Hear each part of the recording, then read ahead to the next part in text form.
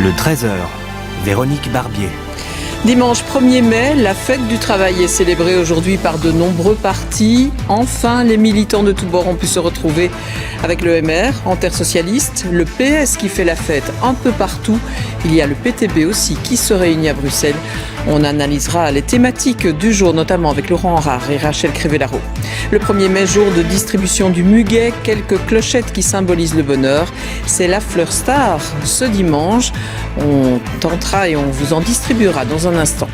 Enfin, une évacuation à Mariupol. La nuit dernière, une vingtaine de civils ont pu quitter l'usine d'Azovstal, mais des centaines d'autres vivent toujours terrés dans la zone industrielle.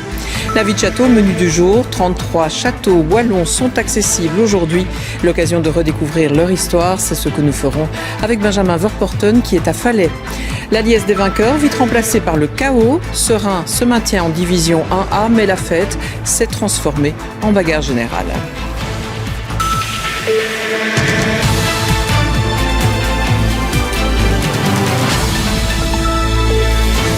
Bonjour et merci de rester informés. Nous sommes le 1er mai.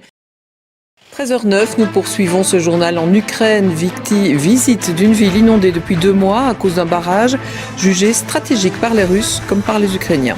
Donald Trump a boudé le rendez-vous longtemps. Joe Biden a renoué avec la tradition. Le traditionnel dîner des correspondants de la Maison-Blanche a eu lieu cette nuit. Des nouvelles aussi de la Flandre. Joyce Hazard est avec nous notamment pour évoquer les nombreuses discriminations observées au moment de louer des cotes.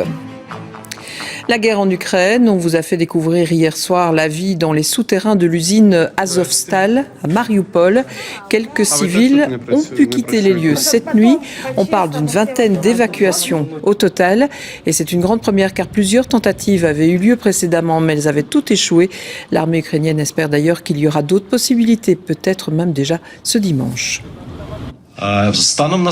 Les militaires du bataillon Azov poursuivent l'opération de sauvetage en faisant sortir les civils des décombres avec des cordes.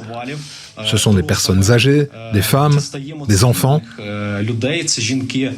Nous espérons que ce processus sera encore prolongé et que nous réussirons à évacuer tous les civils. Et c'est avec cet hommage d'ailleurs que nous terminons ce JT. Place maintenant à la météo de Stéphane Piedboeuf à l'émission aussi Jardin et Loisirs. Bel après-midi à vous, rendez-vous ce soir à 19h30.